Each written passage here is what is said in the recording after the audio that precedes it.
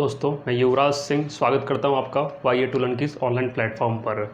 तो हम यहां पर बात कर रहे हैं राजस्थान की कला एवं संस्कृति की। अब राजस्थान की कला एवं संस्कृति में आज जो हम डिस्कस करने वाले हैं, आज जो हम पढ़ने वाले हैं, वो है हमारा राजस्थान की हस्तकला। तो राजस्थान की हस्तकला को आज हम डिस्कस करेंगे, जो कि हमारे एग्जाम्स को लेकर काफ़ी महत्वपूर्ण रहने वाला है। ठीक है, तो इसी तरीके से हम यहाँ पर हस्तकला के बारे में थोड़ा जान लेते हैं कि हस्तकला होता है क्या। हस्तकला यानी हाथों के द्वारा की गई कलाकृतियों को ही हस्तकला कहते हैं। क्या?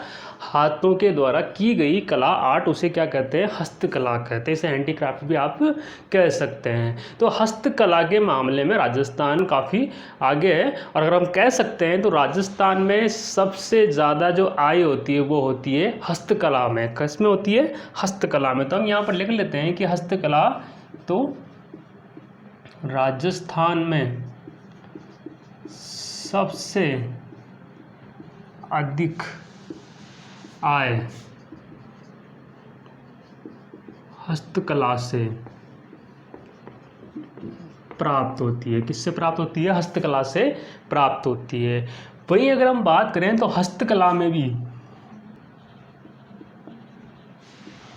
आभूषण, तो आभूषण जो हस्तकला है उसमें भी क्या है कि आभूषण के मामले में राजस्थान सबसे नंबर 1। तो इसके अंदर भी आभूषण में सबसे ज़्यादा इनकम जो होती है, आय का जो स्रोत है वो है आभूषण की हस्तकला है ना। हस्तकला में भी आभूषण। अब आभूषण जो है इसके लिए एक स्थान है, वो स्थान है जयपुर जोन। कौन सा जोन? जयपुर जोन। तो सबसे ज़्यादा जो प्रसिद्ध आभूषण के मामले में, हस्तकला में आभूषण के मामले में, तो वो जयपुर जोन। और जयपुर का भी सीतापुरा जोन, सीतापुरा जोन। क्या हुआ कि 1991 ईस्वी में, 1991 ईस्वी में क्या हुआ?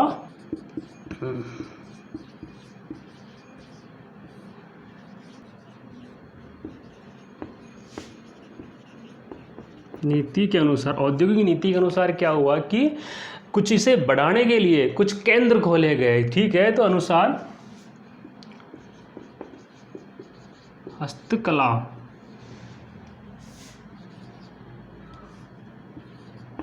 में वृद्धि करने के लिए कुछ महत्वपूर्ण केंद्र खोले गए सरकार द्वारा। केंद्र की शुरुआत की गई। ठीक है, अब वो हस्तकला के सेक्टर को और बढ़ाने के लिए, अच्छा करने के लिए, बेहतर करने के लिए सरकार द्वारा औद्योगिक नीति 1991 में क्या किया गया कि कुछ और केंद्र खोले गए जिसमें हस्तकला के आभूषण, जवाहरात के सेक्टर से और बढ़ाया जाए। इस तरीके से हम उन केंद्रों के बारे में अगर जानकारी लें तो केंद्र, जैसे कि ये 3 केंद्र यहाँ खोले गए। कितने केंद्र खोले गए? 3 केंद्र खोले गए। तो जो पहला केंद्र था वो तो था जवाहर कला केंद्र, और ये कहाँ पर है? जयपुर में। कहाँ पर है ये? जयपुर में स्थित है। वहीं पर दूसरे अगर हम बात करें तो वो है पाल शिल्पग्राम। ठीक है, ये स्थित है कहाँ? जोधपुर में। तो ये जोधपुर में खोला गया शिल्पग्राम। ठीक है, जिसमें हस्तकला को थोड़ा सा और बढ़ोतरी उसमें कर सकें। ठीक है, वही तीसरा अगर हम बात करें तो वो तीसरा जो शिल्पग्राम था वो था हवाला शिल्पग्राम। ठीक है, तो हवाला शिल्पग्राम जो कहाँ पर है? उदयपुर में। कहाँ पर है? उदयपुर में। कहाँ पर है ये?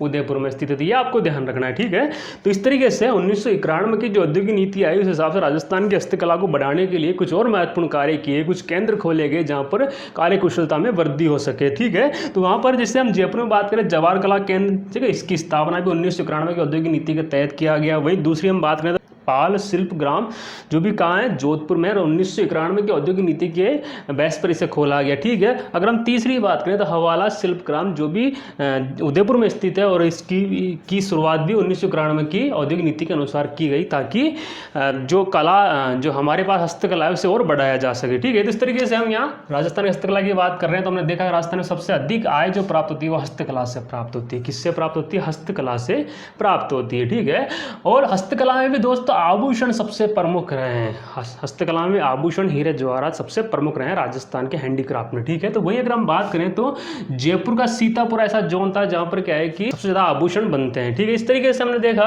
अब 1991 में जो है, 1991 में क्या है कि एक औद्योगिक नीति है, इसके तहत क्या है कि इन हस्तकला को बढ़ाने के लिए, इन्हें बढ़ावा देने के लिए, कार्यकुशलता करने के लिए कुछ केंद्रों की स्थापित की गई, ठीक है। तो हमने ये देख लिया सरकार द्वारा कुछ केंद्रों की शुरुआत की गई। तो इसमें से पहला तो है जयपुर का जवा कला केंद्र, ठीक है। वही हमने दूसरा देखा पाल शिल्प ग्राम जोधपुर में, वही तीसरा देखा हवाला शिल्प ग्राम उदयपुर के अंदर, ठीक है। तो इस तरीके से ये कहता है कि राजस्थान में हस्तकला को बढ़ाने के लिए ये 3 महत्वपूर्ण केंद्र खोले गए। आगे हम कुछ महत्वपूर्ण कला के बारे में डिस्कस करते हैं, जो हमारे राजस्थान की महत्वपूर्ण कलाएं हैं, जो हमारे एग्जाम पेपर को लेकर काफ़ी महत्वपूर्ण रहती है, ठीक है। तो आगे हम बात करते हैं कुछ महत्वपूर्ण कलाओं के बारे में, ठीक है। तो हम पहले ही लिखते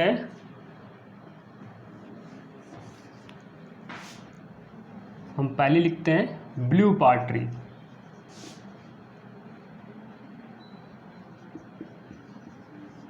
ब्लू पॉटरी। अब ब्लू पॉटरी जो है, इसके बारे में थोड़ी जानकारी लें। तो ब्लू पॉटरी जो कि कहाँ की प्रसिद्ध है, ये जयपुर की प्रसिद्ध है। हम कह सकते हैं कि जयपुर में कार्य किया जाता है। कहाँ किया जाता है ये कार्य? जयपुर में किया जाता है। वहीं पर अगर हम बात करें तो ब्लू पॉटरी जो है ये होता क्या है? ब्लू पॉटरी एक्चुअली में होता क्या है कि चीनी मिट्टी का एक बर्तन बनाया जाता है और उसके ऊपर नीले रंग से कलाकृति की जाती है। नीला रंग यानी कि ब्लू, तो नीले रंग से जो कलाकृति की जाती है उसे कहा जाता है ब्लू पॉटरी। क्या कहा जाता है? Blue pottery. तो हम लिख भी देते हैं कि चीनी मिट्टी से बने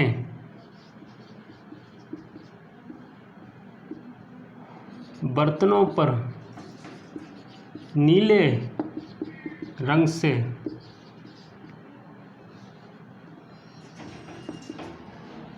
चित्रांकन करना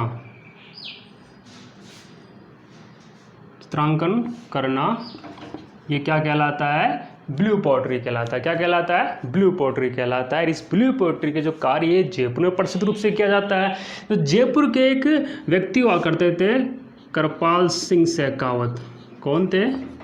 कृपाल सिंह शेखावत। तो कृपाल सिंह शेखावत जो थे, इनके द्वारा क्या था कि ब्लू पॉटरी का कार्य किया जाता था। और ब्लू पॉटरी के इस कार्य में इन्होंने विशिष्ट ख्याति हासिल की। हम यहाँ देख सकते हैं कि कृपाल सिंह शेखावत ने क्या है कि इस कार्य के अंदर, या हम कह सकते हैं कि कृपाल सिंह शेखावत को इस कार्य में पद्मश्री अवार्ड दिया गया। तो हम यहाँ लिख देंगे कृपाल सिंह शेखावत को 1974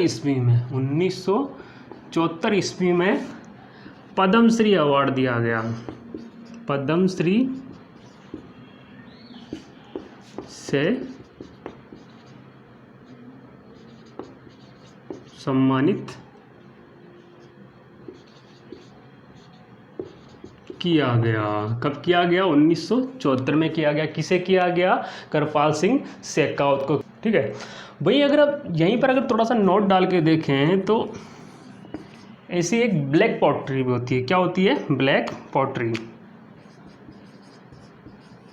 ब्लैक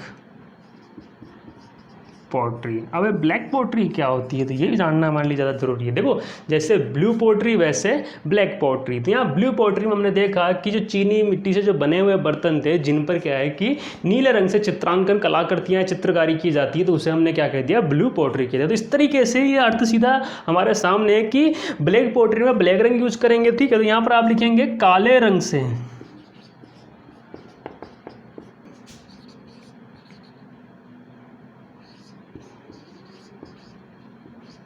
चीनी मिट्टी से बने बर्तनों पर, चीनी मिट्टी से बने बर्तनों पर काले रंग की चित्रकारी क्या कहलाती है?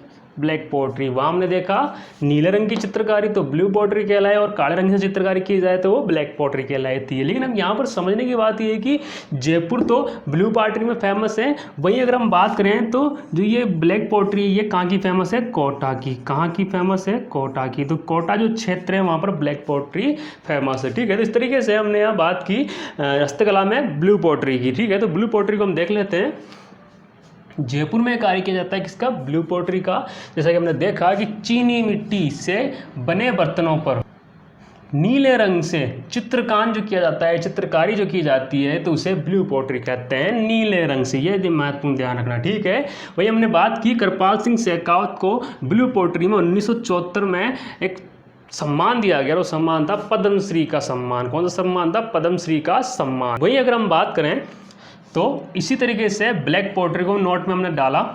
ब्लैक पोट्री यानी चीनी मिट्टी से बने बर्तनों पर काले रंग की चित्रकारी, काले रंग की चित्रकारी, तो वो क्या कहलाती है, ब्लैक पोट्री। और इसके लिए कोटा जिला जो राजस्थान का है वो प्रसिद्ध है ब्लैक पोट्री में। इस तरीके से आगे हम बात करते हैं अगली हस्तकला के बारे में। तो अगली जो हस्तकला है वो है उस्तकला। कौन सी कला है, उस्तकला। क्या कहते हैं इसे, उस्तकला इसे कहते हैं, ठीक है। अब उस्तकला के बारे में अगर हम बात करें तो उस्तकला होती क्या है, पहले तो हम ये जान लेते हैं। उस्तकला अगर हम बात करें तो उस्तकला ये बीकानेर क्षेत्र में की जाती है और ये ऊँटों की खाल के ऊपर एक चित्रकारी की जाती है तो उसे कहते हैं उस्तकला। ऊँटों की खाल पर की गई चित्रकारी को उस्तकला कहते हैं, यानी उस तरह से की गई कला, तो उसे क्या कहते हैं, उस्तकला कहते हैं। और इस कार्य में बीकानेर जिला राजस्थान का वो काफ़ी प्रसिद्ध है, ठीक है। तो इसे हम लिख लेते हैं। अब ऊँटों की खाल पर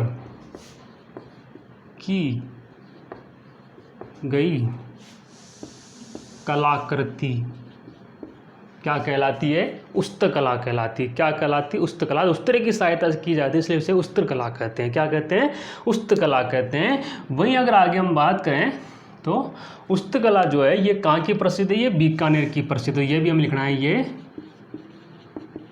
बीकानेर क्षेत्र में प्रसिद्ध है, ठीक है। तो ये एक महत्वपूर्ण चीज़ रहती है हमारे बीच में कि कला यानी हस्तकला कौन से जिले कौन सी जगह की फेमस होती है, ठीक है। तो इन हस्तकला के बारे में भी हम एक जिसकी जो ख्याति प्राप्त करता है उनके बारे में हम जान लेते हैं। तो हिसामुद्दीन नामक व्यक्ति थे उस्ताद। तो हिसामुद्दीन उस्ताद को 1986 ईस्वी में 1986 ईस्वी में पद्म श्री का सम्मान मिला, ठीक है। कब मिला, 1986 को मिला। और पद्मश्री का सम्मान मिला, किस कार्य में मिला, उस्तकला में मिला। तो ये भी हमारे बीच में महत्वपूर्ण है, ठीक है। तो हम यहाँ पर उस्तकला की बात कर रहे हैं। उस्तकला का अर्थ हमने देखा कि ऊँटों की खाल पर की गई कलाकृति क्या कहलाती है, उस्तकला कहलाती है। वहीं अगर आगे हमने बात की तो ये जो कला है ये बीकानेर क्षेत्र की प्रसिद्ध कला है, ठीक है। तो इस कार्य में इन्होंने निपुणता हासिल की, ख्याति प्राप्त की, बोलते हिसामुद्दीन उस्ताद। क्या नाम था उनका, हिसामुद्दीन उस्ताद। और जिन्हें 1986 ईस्वी में पद्मश्री अवार्ड से नवाजा गया, पद्मश्री पुरस्कार से नवाजा गया, या हम कह सकते हैं पद्मश्री सम्मान उन्हें प्राप्त हुआ कि नहीं, हिसामुद्दीन उस्ताद को। आगे हम बात करते हैं अगली हस्तकला के बारे में। अगली हस्तकला हमारे बीच में है टेराकोटा। क्या, टेराकोटा हस्तकला कहते हैं। तो एक टेराकोटा होता क्या है, टेराकोटा मिट्टी से मूर्ति बनाने की कला को कहते हैं टेराकोटा। तो ये बात हम लिख लेते हैं यहाँ पर, मिट्टी से मूर्तियाँ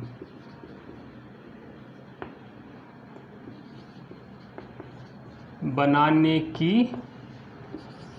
कला, मिट्टी से मूर्तियां बनाने की कला क्या कहलाती है, टेराकोटा कहलाती है। और इस टेराकोटा में जो प्रसिद्ध जो डिजाइन है वो है राजसमन। तो राजसमन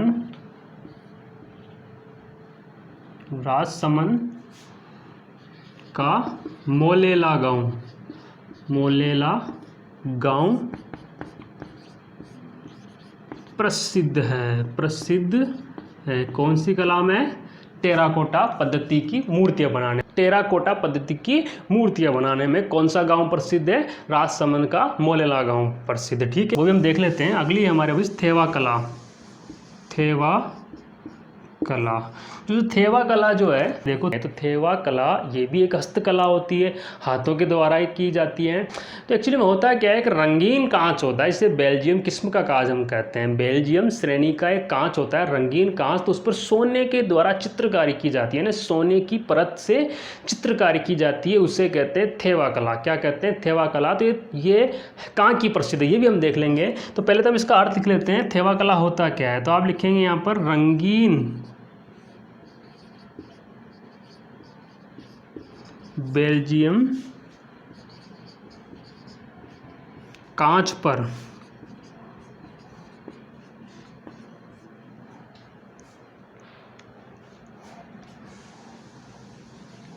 सोने की कला, रंगीन बेल्जियम कांच पर सोने की कला को क्या कहते हैं?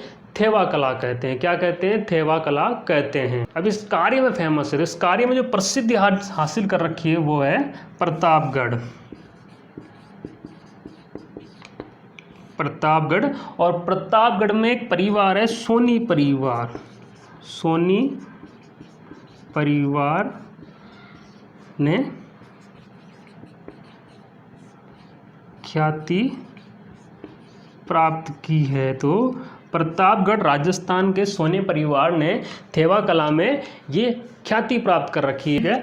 उस तरीके से हमने बात की यहाँ पर टेराकोटा। तो टेराकोटा यानी मिट्टी से बनी मूर्तियों को की जो कला होती है उसे क्या कहते हैं? थेवा कला कहते हैं। इस कार्य में राजसमंद का मोलेला गांव प्रसिद्ध है। कहा जाता है कि मोलेला जो गांव है वहाँ के खुमार जाति के लोग इस कार्य को ज़्यादा करते हैं, मिट्टी की मूर्तियाँ बनाने के कार्य को। ठीक है, तो इस तरीके से मिट्टी की मूर्तियाँ ना टेराकोटा पद्धति। ठीक है, वही हम बात करेंगे थेवा कला। तो थेवा कला जो अगली हस्तकला है, थेवा कला होता क्या है कि रंगीन जो बेल्जियम किस्म का जो कांच होता है उस पर सोने के द्वारा या सोने की परत से जो की गई कलाकृति क्या कहलाती है? थेवा कला कहलाती है। और इस कार्य में राजस्थान के प्रतापगढ़ के सोनी परिवार ने ख्याति प्राप्त की। तो हमें सोनी परिवार के बारे में ध्यान रखना है। और जिला कौन सा था, यह प्रसिद्ध हासिल करने में सेक्टर कौन सा था, वो जो क्षेत्र था वो है प्रतापगढ़ क्षेत्र। आगे हम बात करते हैं अगली हस्तकला के बारे में। अगली हस्तकला हमारे बीच में है मीनाकारी। हम सभी लोग जानते हैं कि मीनाकारी के मामले में जयपुर और जोधपुर दोनों ही अपनी प्रसिद्धि हासिल कर रखे हैं, लेकिन हम यहाँ पर जयपुर की बात करेंगे। तो जो मीनाकारी है, पहले तो हम ये देखते हैं कि मीनाकारी क्या होता है। तो मीनाकारी का अर्थ होता है कि आभूषण, विशेष आभूषण, कीमती बेश कीमती जवाहरत, उनके ऊपर रंग भरने की जो कला होती है उसे कहते हैं मीनाकारी। क्या कहते हैं? मीनाकारी। तो हम यहाँ पर लिख भी लेते हैं कि आभूषण, आभूषणों पर रंग भरने की कला क्या कहलाती है? मीनाकारी कहलाती है। और इस मीनाकारी में जो प्रसिद्धि हासिल कर रखी है वो प्रसिद्धि हासिल कर रखी है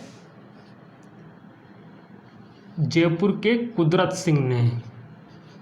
कुदरत सिंह जो कि जयपुर के हैं, कुदरत सिंह। और कुदरत सिंह को इस कार्य में 1988 ईस्वी में, 1988 ईस्वी में, वही हम बात करेंगे पद्मश्री की,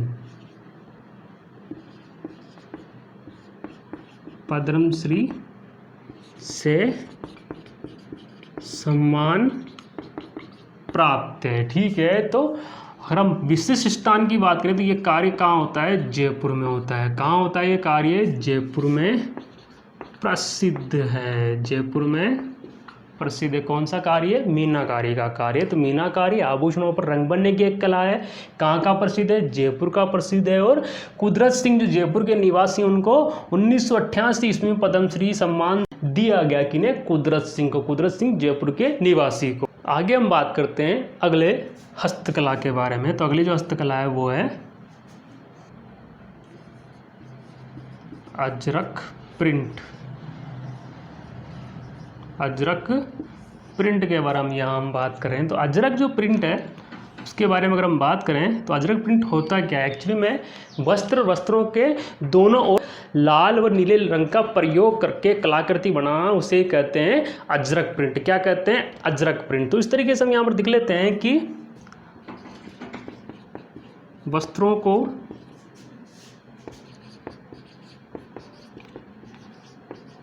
लाल व नीले रंग से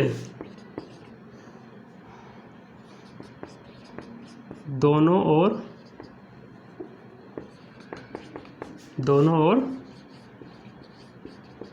विशिष्ट छपाई करना, तो यही क्या कहलाता है? अजरक प्रिंट कहलाता है। वस्त्र के दोनों ओर लाल व नीले रंग से विशिष्ट प्रकार की छपाई करना, तो उसे हम क्या कहते हैं? अजरक प्रिंट कहते हैं। अब इस कार्य में जो ख्याति प्राप्त जो स्थान है उसे हम देख लेते हैं। तो बाड़मेर में इस कार्य को विशिष्ट रूप से किया जाता है। और बाड़मेर में खत्री जाति के लोगों द्वारा विशिष्ट रूप से कार्य किया जाता है। ठीक है, तो हमने यहाँ पे ये भी बात कर ली। ठीक है, तो हम एक बार फिर से इन सबको रिपीट कर लेते हैं। मीनाकारी, जिसका अर्थ हमने समझा कि आभूषणों पर या बेशकीमती जवाहरातों पर रंग भरने की कला को, विशिष्ट कला को क्या कहते हैं? मीनाकारी कहते हैं। इस कार्य में कुदरत सिंह को 1988 ईस्वी में पद्मश्री अवार्ड दिया गया और सम्मान किया गया। और ये कार्य जयपुर का प्रसिद्ध है मीनाकारी। ठीक है, वहीं अगर हम बात करें आगे अजरक प्रिंट के बारे में, तो वस्त्रों पर दोनों ओर लाल व नीले रंग से विशिष्ट तरीके की छपाई करना ही क्या कहलाती है? अजरक प्रिंट कहलाती है। और इस कार्य में बाड़मेर में खत्री जाति के जो लोग हैं वो इस कार्य को प्रसिद्ध रूप से करते हैं, उन्हें प्रख्याति प्राप्त है अजरक प्रिंट के मामले में।